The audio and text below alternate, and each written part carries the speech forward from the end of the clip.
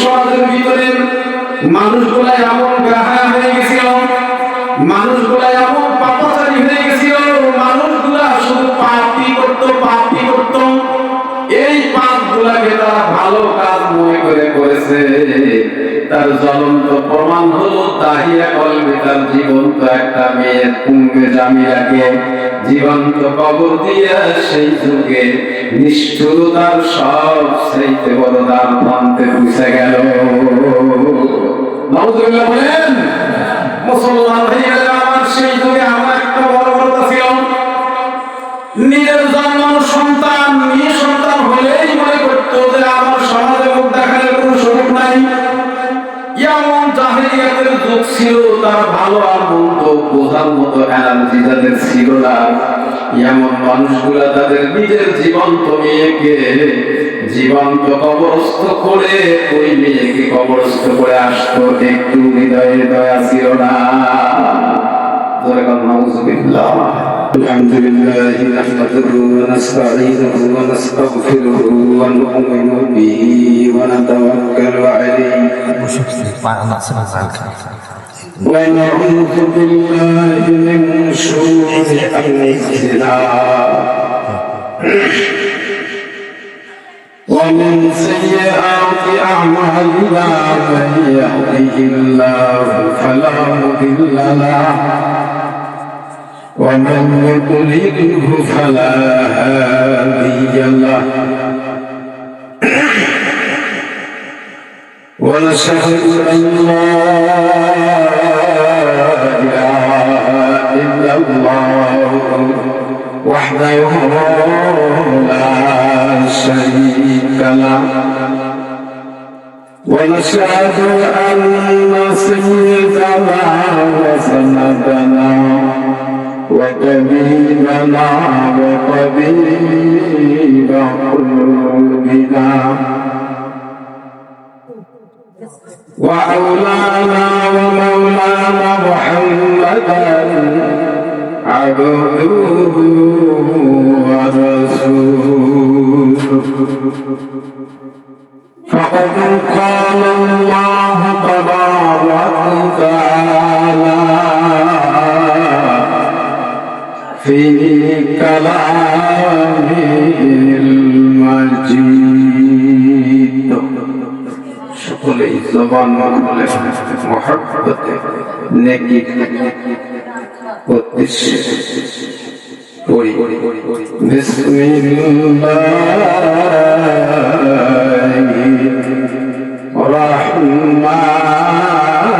রহমানির রহিম। সুবহানাল্লাযী আসরা বি'আবদিহি লাইলান মিনাল মাসজিদিল হারাম ইলাল মাসজিদিল আকসাল্লাযী বারাকনা হাওলাহু لنريه من آياتنا إنه هو السميع البصير. وقال رسول الله محبة صلى الله عليه وسلم: اللهم بارك لنا في رجب وشعبان وبلغنا رمضان،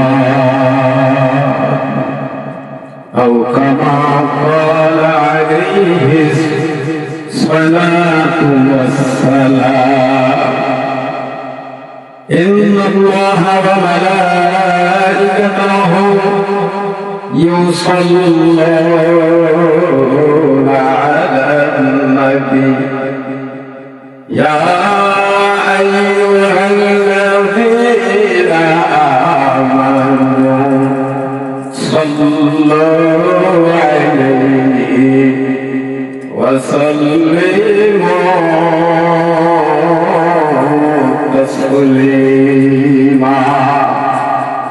اللهم صل على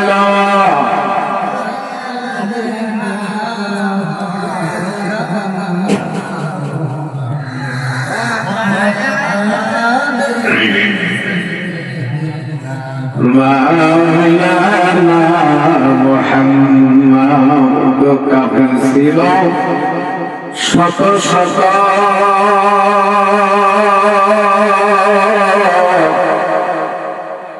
আমার নবীজি হলেন একজনা মারো মারো সবাই বলে নিষেধ হই করল না আল্লাহুম্মা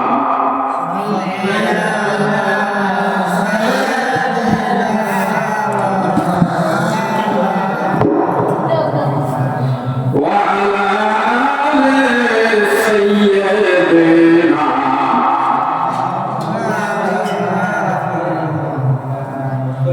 মক্কাতে জন্মের নবীজি মক্কায় থাকা হলো না বেঈমান কাফেরদের অত্যাচারে হিজরত করলেন মদিনা আল্লাহুম্মা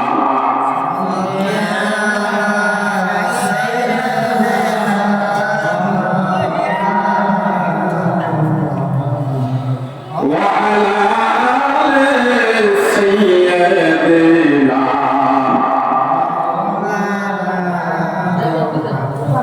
صلى الله صاحب دعوت কর্তৃক আয়োজিত অত্যকার মাহফিলের সম্মানিত সভাপতি দেওয়ার দূরদারাজ থেকে আমন্ত্রিত সাম্প্রতিককালের শ্রেষ্ঠ সম্পদ ওলামায়ে কেরাম,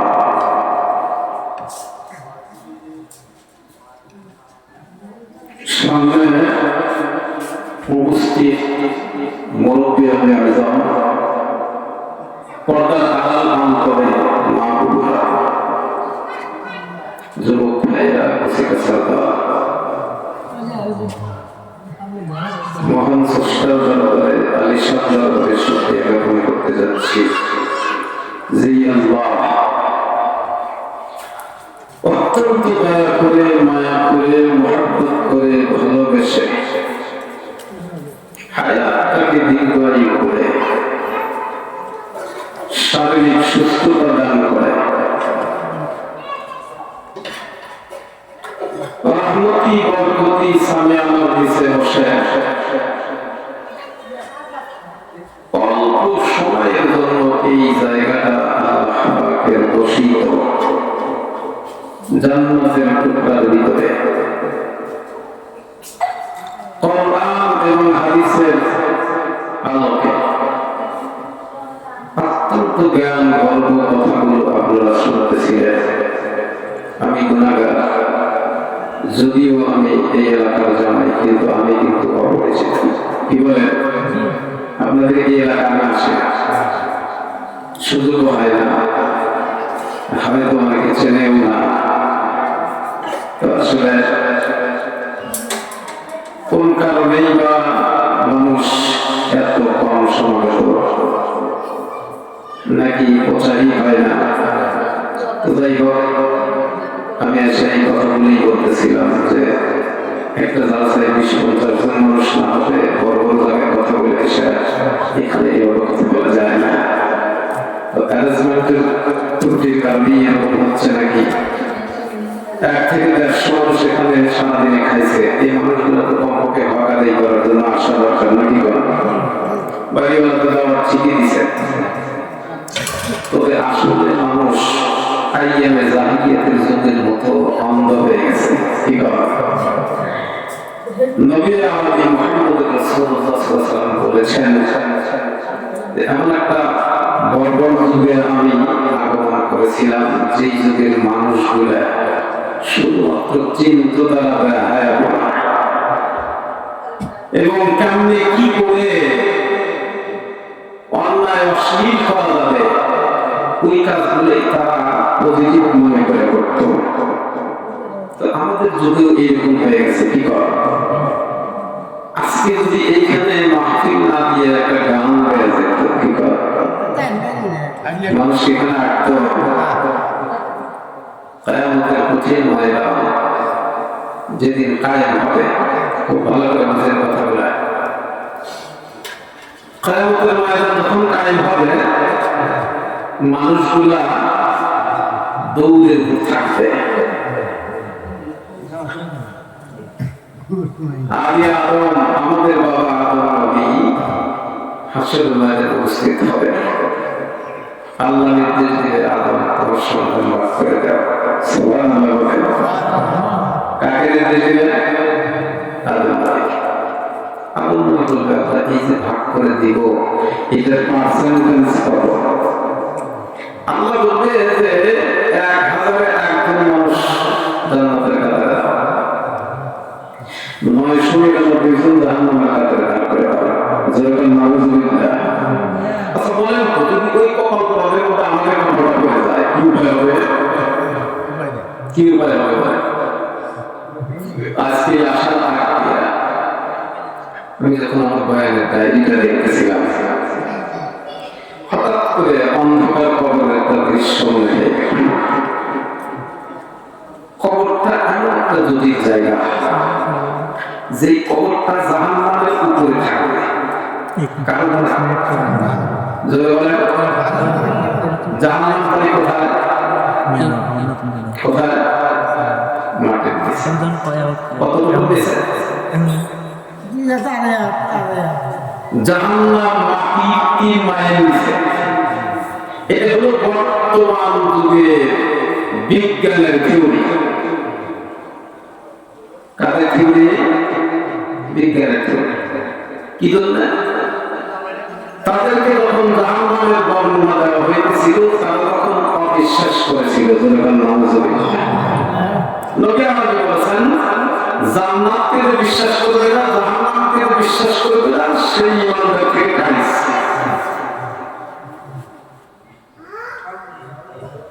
কথা বলছেন? কি বলেছে? আমানতু বিল্লাহি ওয়া মালাইকাতিহি ওয়া কুতুবিহি ওয়া রুসুলিহি ওয়াল ইয়াউমিল আখির ওয়াল কদরি খাইরিহি ওয়া শাররিহি মিনাল্লাহি তাআলা। এই কথা দিয়ে শুরু করে ইমানদারের ঈমান আনতে হবে। তাহলে এর ভিতরে আছে না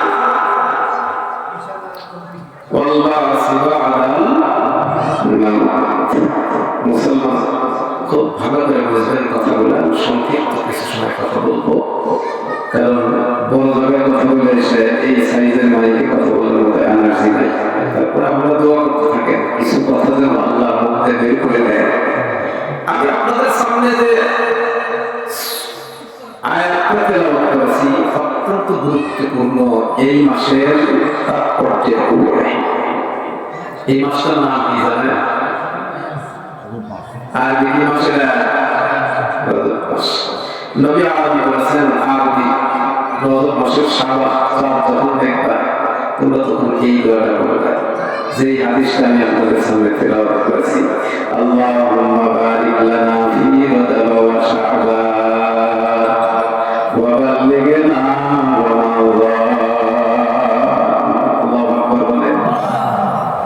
আল্লাহ জনাবে মুহাম্মদ রাসূলুল্লাহ সাল্লাল্লাহু আলাইহি ওয়াসাল্লাম শাবানের চাঁদ যখন উদিত হতো, পয়গম্বর এই দোয়া করতেন, সাহাবীদেরকে এই দোয়া করার জন্য নির্দেশ দিতেন, এবং আরো কি করতেন? ঘরের মধ্যে স্ত্রীদেরকে গিয়ে এই কথা বলতেন, তোমরা এই দোয়া করতে থাকো। এই দোয়ার অর্থ কি? আমি কথাটা ভিন্ন প্রসঙ্গে যাইতে চাচ্ছি না, খালি এই অর্থটা বলেই আমি আমার আলোচনায় যাব। অর্থটা কি? আল্লাহুম্মা বারিক লানা ফি রজব ওয়া শাবান ওয়া বাল্লিগনা রমাদান। আল্লাহু আকবার বলেন। হে আল্লাহ, রজব মাসের বরকত আমাকে হাসিল করার তৌফিক দাও এবং আমার হায়াতটাকে দীর্ঘায়ু করে রমজান পর্যন্ত রমাদানের বরকতটা হাসিল করার তৌফিক। এই দোয়াটা ৫ ওয়াক্ত নামাজের পরে করবেন। আল্লাহ আপনাকে রমজান পর্যন্ত হায়াত না দিলেও রমজান পর্যন্ত নেকি আল্লাহ রেখে দিবেন। কেন লিখবেন? কেন লিখবেন? নেকি দেওয়ার পরে আল্লাহ কোনো হয় না। আছে মুসলিম বিশ্বের মহাগ্রন্থ আল কোরআনুল কারীমে দেখেন আল্লাহ সেই কথাটা বললেন, মান জাআ বিল হাসানাতি ফালাহু আশরু আমসাল। আল্লাহ কত বলে আসে, আল্লাহ বলেন কি মান জাআ বিল হাসানাতি ফালাহু আশরু আমসাল। এ মুসলমান, একটা মুসলমান যখন ভালো কাজের নিয়ত করে সাথে সাথে আল্লাহ 10টা নেকি তার আমলনামা দিয়ে দেবে। সুবহানাল্লাহ বলে। ওয়া মান জাআ বিস সাইয়্যিআ ফালা ইউজা। আল্লাহু আকবার। কি বলছেন? নেক কাজের নিয়ত করার সাথে সাথে 10টা নেক। আর আল্লাহ বললেন ওমান জাআ বিস সাইয়্যিআ, কেউ যদি মন্দ কাজ ভুল করে করেও ফেলে তারপরে আমি ফেরেশতাকে বলি ওয়েটিং এ থাকো, নেকি কথা বলেন গুনাহ লেখো না। সুবহানাল্লাহ বলেন। এসে দয়ালু পৃথিবীতে আছে। এই দুই, আল্লাহ হলো দয়ালু আর আল্লাহ এই পৃথিবীতে মা আর বাবাকে বানাইছে দয়ালু। সুবহানাল্লাহ। আমি সর্বপ্রথম ওই মহান স্রষ্টার দরবারে শুকরিয়া জ্ঞাপন করছি, হে আল্লাহ আমাদেরকে অত্যন্ত দয়া করে, মায়া করে, মহব্বত করে, ভালোবেসে হায়াতটাকে দীর্ঘায়ু করে এই রহমতি বরকতি সামিয়ানা দিয়েছে। কিছুক্ষণ সময় কোরআন হাদিসের কিছু কথা শোনা এবং বলার তৌফিক দান করলেন। ওই জন্য ওই মহিয়ান দুনিয়ান নিখিল জাহানের রব রব্বুল আলামিনের দরবারে শুকরিয়া জ্ঞাপন করতে সকলেই করি আলহামদুলিল্লাহ। বিশ্ব মানবতার মুক্তির শেষ নবী, শ্রেষ্ঠ নবী, আখির নবী, উম্মতের কান্ডারি মুহাম্মদুর রাসূলুল্লাহ সকলেই ভক্তি শ্রদ্ধা নিয়ে আদবের সাথে করি সাল্লাল্লাহু আলাইহি ওয়াসাল্লাম। আমি আপনাদের সামনে সূরা বনী ইসরাঈল, এটা একটা বিশাল বড় সূরা, যেই বনী ইসরাঈল সম্প্রদায়ের ভিতরে জমিনে সবচেয়ে বেশি নবী রাসূল আসছেন। জোরে কন্যা সুবহানাল্লাহ। বনী ইসরাঈল সম্প্রদায়ের 52 নবীকে এই ফিলিস্তিনের জমিনে আল্লাহ সমাধি করে রাখছে। আল্লাহু আকবার। খুব ভালো করে বুঝবেন, অত্যন্ত গুরুত্বপূর্ণ কথা। এই চাঁদটার নাম কি? রজব। রজবের চাঁদ, রজবের চাঁদ। এই রজব মাসেই আল্লাহর নবী জনাবে মুহাম্মদুর রাসূলুল্লাহ সকলেই বলেন সাল্লাল্লাহু আলাইহি ওয়াসাল্লাম এই ভারাক্রান্ত হৃদয় নিয়ে একদম মর্মাহত হৃদয়। কেন? কেন? আইয়ামে জাহিলিয়াতের যুগে নবী মুহাম্মদুর রাসূলুল্লাহ যেই সমাজে, যেই রাষ্ট্রে, যেই পরিবারে, যেই এলাকায় নবীজি আগমন করেছেন, ওই দেশের মানুষগুলা নেকের কাজ বলতে কিছু বুঝতো না। বলেন ওই রকম বর্বর যুগের মধ্যে আমাদের এখন অবস্থা হয়েছে কিনা? বলেন ছেলের সামনে মেয়ে বসে বসে ওই টিভিতে বিভিন্ন ফাইট দেখতেছে, মেয়ের সামনে বাবা বসে বসে দেখে, এক চুল পরিমাণ লজ্জা শরম নাই।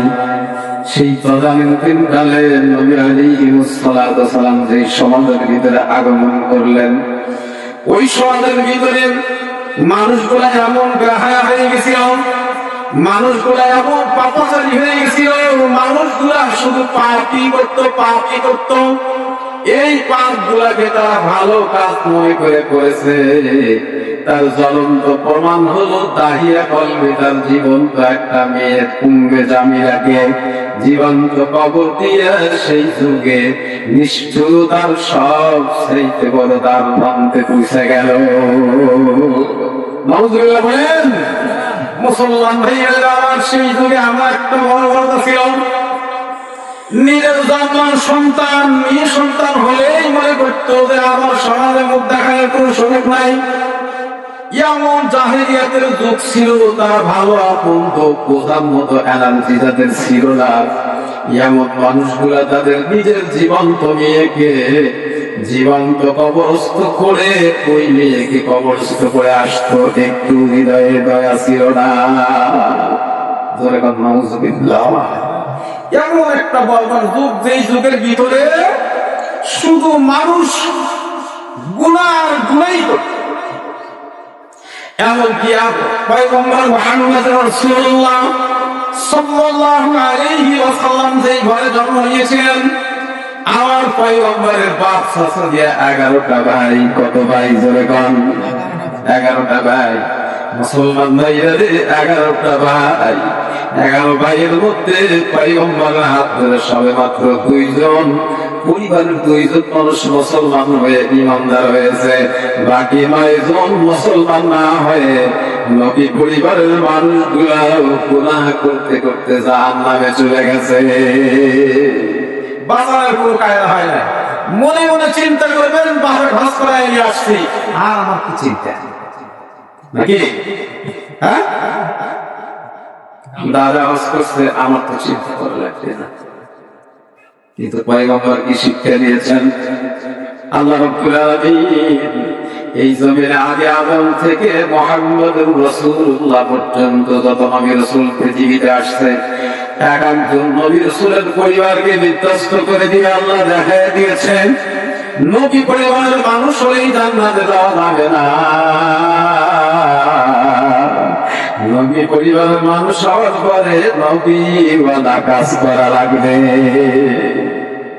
নবীওয়ালা কাজ করতে হবে, তাহলে জান্নাতে যাওয়া যাবে। নবী পরিবারের মানুষ তাতে কি হয়েছে? কি বলেন, জান্নাতে যাইতে পারছে?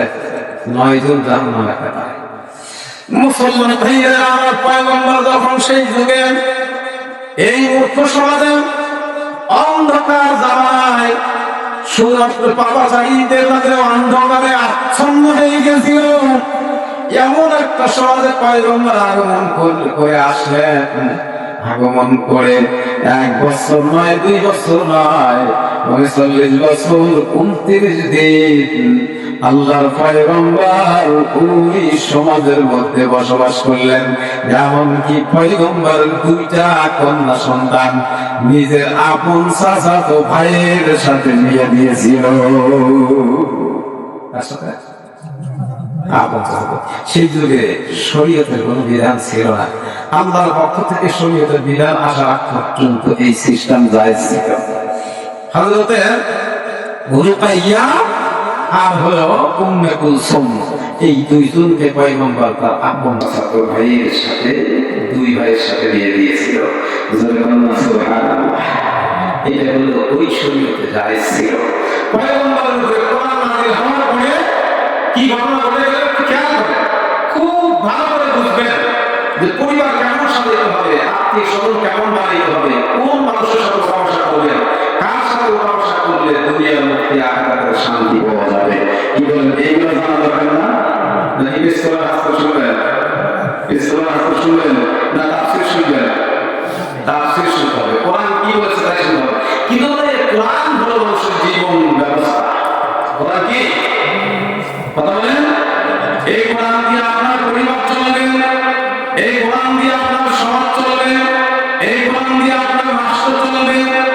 কোরআন দিয়ে যদি সমাজ চলে, পরিবার চলে, রাষ্ট্র চলে, তাহলে সেই পরিবারের মধ্যে কোনো বিদ্রোহ থাকবে না, ওই পরিবারে কোনো অশান্তি থাকবে না।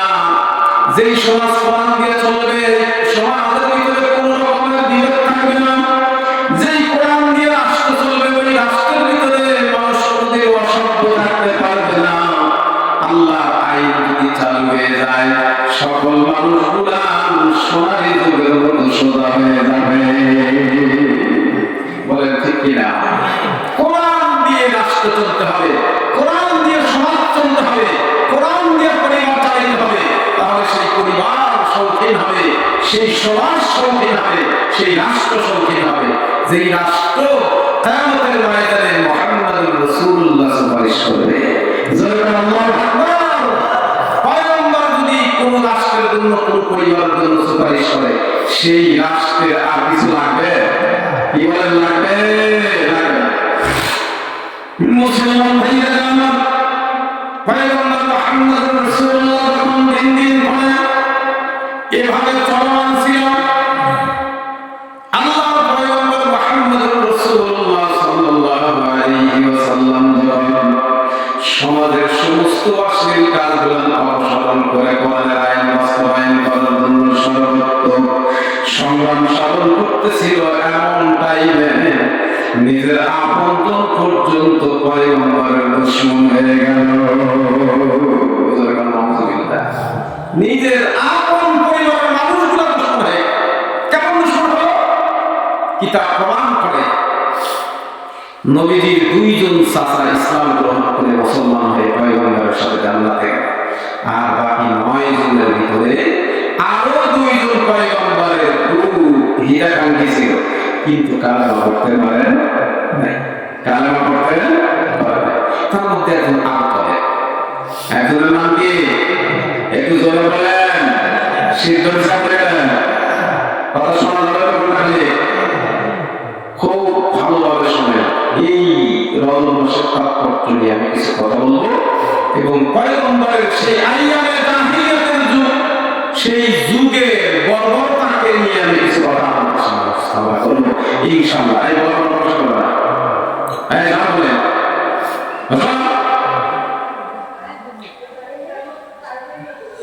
মুসলমান খুব ভালো করে শুনবে। এমন একটা যুগ ছিল, পয়গম্বর এমন একটা অন্ধকারের মধ্যে এসে বসে, এই অন্ধকারটা একদিন 2 দিনে হয় না, 570 বছর করা হয়েছে। কত বছর? জোরে বলেন, কত বছর? ঈসা আলাইহিস সালাম থেকে আমার পয়গম্বরের জন্ম 570 বছর। কত বছর? 570 বছর। এই 570 বছর যখন জাতি বিভিন্নভাবে চলাফেরা করেছে, আর কি জাতির কোনো হুঁশ আছে? নাই। মুসলমান ভাইরা আমার, ঈসা আলাইহিস সালাম যখন দুনিয়া থেকে বিদায় নিলেন, ইহুদি আর খ্রিস্টানরা ঈসা নবীর উপরে নির্যাতন চালালো। আল্লাহ পয়গম্বর হযরত ঈসা নবীকে আল্লাহ তাআলা সশরীরে জমিন থেকে আসমানে উঠিয়ে নিয়ে গেছে। সুবহানাল্লাহ। আর ইহুদি খ্রিস্টানরা বলে তীর মারে ঈসাকে মারে বাঁচি। আলহামদুলিল্লাহ। ঈসা নবী এই ইহুদ নাসারা খ্রিস্টানদের এই ভিন্ন মতের প্রসঙ্গে ঈসা আলাইহিস সালামের উপরে ইহুদি নাসারা খ্রিস্টানরা অপবাদ দিয়েছেন। এজন্য ঈসা নবী আরশে আযম থেকে আল্লাহর কাছে দোয়া করেছেন, পয়গম্বর আল্লাহর কাছে দোয়া করেছেন, আল্লাহ আপনার পয়গম্বরের উম্মত হিসেবে পাঠায়া পৃথিবীর ভিতরে মানুষের ভ্রান্ত মতকে অপসারণ করা লাগবে। সুবহানাল্লাহ। আল্লাহ এজন্য ঈসা নবীর সাথে ওয়াদা করেছেন, হে ঈসা, আমি তোমাকে আমার আখিরি জমানার নবী উম্মত বানায়া দেব। সুবহানাল্লাহ। এই 570 বছর নবী আলাইহিস সালাম আসার আগে সমাজ এমন হয়ে গেল যেমন আমাদের বর্তমান সমাজ। আমাদের বর্তমান সমাজ হার মানায় দিয়েছে। কি জন্য? ওই জামানায় মূর্তি পূজা করেছে, শিরক করেছে, তারা ওপেন জেনা করেছে, কিন্তু মিথ্যা কথা বলে। কি বলে নাই? জোরে বলেন, কি বলে নাই? মুসলমান ভাইরা, মানুষ 3 কাজে ধ্বংস হয়ে যায়। কয় কাজে? ধরে বলেন। 1 নম্বর মিথ্যাচার। যখন আপনি একটা মিথ্যা কথা বলবেন, সঙ্গে সঙ্গে আপনার ইবাদত বন্দেগী বরবাদ হয়ে যাবে। ইবাদত বন্দেগী কি হয়ে যাবে? বরবাদ হয়ে যাবে। 2 নম্বরে কোন মানুষ যখন আল্লাহর দেওয়া জবান দিয়ে কারো সমালোচনা করবে, এই সমালোচককে আল্লাহ রাব্বুল আলামিন কিয়ামতের ময়দানে জিনাকার নারীকাদের উপরে দাঁড় করবে। নাউযুবিল্লাহ বলেন। আপনি মানুষের সমালোচনা করবেন, এই সমালোচনা জিনার চেয়ে শক্ত। নাউযুবিল্লাহ বলেন। এটা জবানকে সংযত করবে। আল্লাহ ঘোষণা দিয়েছেন, ওয়াইলুল্লি কুল্লি হুমাযাতিল লুমাযা। জোরে বলেন, নাউযুবিল্লাহ। ওয়াইল নামক একটা জাহান্নাম আছে। এই জাহান্নামের নাম কি? একটু বলেন আমার সাথে। ওয়াইল নামক একটা জাহান্নাম।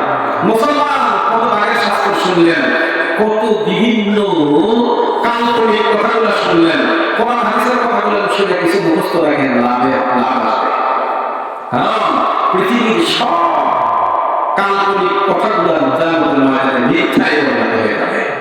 আর কোরআন হাদিসের ছোট্ট একটা কথাও আল্লাহ তাআলা কিয়ামতের ময়দানে সত্যতায় প্রমাণ করায় দিয়া জাতির সামনে প্রমাণ করায় দিবেন যে এই মুসলিম বিশ্বের মহাগ্রন্থ আল কোরআন কত সত্য জিনিস। এটা 100% জাতির সামনে আল্লাহ প্রমাণ করায় দিবেন। আল্লাহ নিজে সত্য, আল্লাহ নিজে ভদ্র, আল্লাহ ওয়ালাও ভদ্র, নবী রাসূল ভদ্র। মুসলমান যারা ইমানদারের ভদ্রতাই হলো দুর্বলতা। ভদ্রতাই কি? জোরে বলেন। যদি ভদ্রতাই দুর্বলতা না হতো, যেই নবীজির পাওয়ার কেমন ছিল? পাওয়ার সঙ্গে একটা প্রশ্ন, নবীজির কেমন পাওয়ার ছিল? পয়গম্বর মসজিদে নববীর মধ্যে নামাজ পড়তেছে, না সরি মক্কা নববীতে মক্কা মুআজ্জামায় হেরেম শরীফের সাইডে দাঁড়িয়ে নামাজ পড়তেছে। মুসলমান ভাইয়া কাফেরদের একটা দল সারা পরামর্শ করে বলল, আমাদের মাঝ থেকে একজনকে পাঠিয়ে দেন। কি দিয়ে পাঠিয়ে দিবেন? ও মুসলমান, মক্কার জমিনের মধ্যে ওই আবাবিল নামক পাখি ঈসা নবীর শেষ পিরিয়ডে আমার নবী আসার আগে আবাবিল পাখি যে পাথরগুলো এনেছিল, ওই পাথরের কিছু কণা আবু জেহেল সংরক্ষণ করে রেখেছিল। কি করে রাখছিল? বলেন বলেন, কি পাথর? আবাবিলতে ছোট ছোট পাথর নিয়ে আসছিল। এই পাথর দিয়ে আব্রাহাকে ধ্বংস করছে। কাকে? আব্রাহা বাদশাহ শক্তি জানেন? যার 11টা হাতি ছিল। কয়টা? 11টা হাতি। এই 11টা হাতি নিয়ে ওই 11টা হাতিতে যতগুলো মানুষ আছে, এতগুলো মানুষ সশস্ত্র এই 11টা হাতির পিঠে নিয়ে মক্কা ভাঙ্গা হচ্ছে। জয়গান নামাজ মুসলমান ভাইরা নবীজির দাদা আব্দুল মুত্তালিব ওই আব্রাহার বাদশাকে আশা দেখে চিন্তা করলো, আমি তো আব্রাহার বাদশার সাথে পাবো না, তাহলে আমার বুদ্ধি কি? তখন নবীজির দাদা আব্দুল মুত্তালিব মক্কা থেকে দূর একটা পাহাড়ের গুহায় গিয়ে পালায়। মুসলমান ভাইরা, এটা হলো কাপুরুষতার একটা পরিচয়। কিন্তু আব্দুল মুত্তালিব কিন্তু জানতো যে খাওয়া হলো এমন একটা সত্য জিনিস। আব্দুল মুত্তালিব তো তার ভিতরে জ্ঞান ছিল, কিন্তু ওই জ্ঞানটা কার্যকারী জ্ঞান ছিল। কি ছিল না? কার্যকারী জ্ঞান ছিল। মুসলমান ভাইরা, এইবার যখন আব্রাহার বাদশা 11টি হাতি, সেই 11টা হাতিতে হাতির উপরে সশস্ত্র বাহিনী নিয়ে মক্কা গড়কে আক্রমণ করার জন্য যখন রওনা হলো, এমন সময় আব্দুল মুত্তালিব সেখান থেকে দৌড়িয়ে গিয়ে পাহাড়ের চূড়ার উপর পলায়ন করল। যাওয়ার সময় কাবাগরের গিলাফ করে আব্দুল মুত্তালিব দোয়া করল যে হে আল্লাহ, এ ঘর তোমার, তুমি সংরক্ষণ করলে করবা, না করলে না করবা। এই কথাটা যদি আব্দুল মুত্তালিব না করে, তাহলে আব্দুল মুত্তালিবের হেদায়েতের দরজা বন্ধ হয় না। এই ব্যতিক্রম একটা কথা কওয়ার কারণে আব্দুল মুত্তালিব নবীজির আপন, একদম আপন দাদা হয়েও এই আব্দুল মুত্তালিবের ইসলাম কবুল করার ভাগ্য হয় নাই। নাউযুবিল্লাহ। এমন কথা বলা যাবে না। আজকের যদি দেখেন, এই আমাদের দেশে বিভিন্ন লোকজন ওলামায়ে কেরামকে গালি দেয়, দেয় কি দেয় না? বলে মুসলমানদের গালি দেয়, ইমানদারকে গালি দেয়। মুসলমান দেখা দেখে ইমানদার মুসলমানকে গালি দেওয়া হলো ফাসিকি, আর যে ফাসিক হবে তার স্থান হবে জাহান্নাম। এজন্য ইমানদারকে মুসলমানরা গালি দেয়। মুসলমান ভাইয়েরা আমার, আব্দুল মুত্তালিব তখন দৌড়িয়ে গিয়ে পাহাড়ের চূড়ায় পলায়ন করল। এইবার আব্রাহা বাদশা 11টা হাতি নিয়ে শক্ত সমর্থন নিয়ে যখন মক্কাকে ভাঙার জন্য আসলো, এমন সময় আল্লাহ রাব্বুল আলামিন সমুদ্রের গহীরে নোটিশ করে জানায় দিল, ও সমুদ্রের গহীরে আবাবিল পাখি, তোমার কাজ হবে সমুদ্রের গহীরে একটা বারুদযুক্ত কত পাথর সৃষ্টি করে দিয়েছি, এই পাথরগুলো নিয়ে ওই হাতিওয়ালাদের মাথার উপরে ছেড়ে দাও। জোরে কোন সুবহানাল্লাহ। কাদের মাথার উপরে ছেড়ে দিবে? এই হাতিওয়ালা কারা? হাতিওয়ালা কারা? এই হাসিনা গোষ্ঠী। হাতিওয়ালা কারা? হাসিনা গোষ্ঠী। এভাবেই পৃথিবীর শুরু থেকে মধ্যবর্তী পর্যন্ত পৃথিবীর যত বিদ্রোহী, যত কাফের মুশরিক, যতই জালেম এই পৃথিবীতে আগমন করেছে, প্রত্যেকটা জালেমকে আল্লাহ রাব্বুল আলামিন বড় জিনিস দিয়ে মোকাবেলা করে নাই, ছোট্ট ছোট্ট জিনিস দিয়ে মোকাবেলা করেছে। এই আবাবিল পাখিকে সমুদ্রের গভীরে নির্দেশ দিল, তুমি তাড়াতাড়ি চলে যাও। আবরাহার বাদশা কিন্তু কাবাঘর ভাঙার জন্য আসতেছে। আব্দুল মুত্তালিব কাবাঘরের মোতাওয়াল্লি ছিল, এই মোতাওয়াল্লি আমার ঘর ছেড়ে গেছে, কিন্তু আমি আল্লাহ তো আমার ঘর ছেড়ে দিতে পারি না। আমি তো ছেড়ে দিতে পারি না, আর আমি যে আবরাহার সাথে মোকাবেলা করবো, এই আবরাহাকে তো শক্তি আমিই দিয়েছি। জোরে বলুন সুবহানাল্লাহ। কি আশ্চর্য কথা! ওই জন্যই তো আল্লাহ রাব্বুল আলামিন পয়গম্বর মুহাম্মদ রাসূলুল্লাহ উর্দু জগতের ভ্রমণ করার যে সূরাটা, সর্বপ্রথম ওই সূরাটার প্রথম আয়াতটা সুবহান শব্দ দিয়ে স্টার্ট দিয়েছেন। সুবহান মানেই হলো আশ্চর্য, সুবহান মানে এমন শক্তি মুহূর্তের মধ্যে কারণ পৃথিবী হাফ সেকেন্ডের মধ্যে ধ্বংস করে দিবে। কয় সেকেন্ড লাগবে? Half second. খালি আল্লাহ বলবে কুল, শেষ। কি হয়ে যাবে? কুল। এত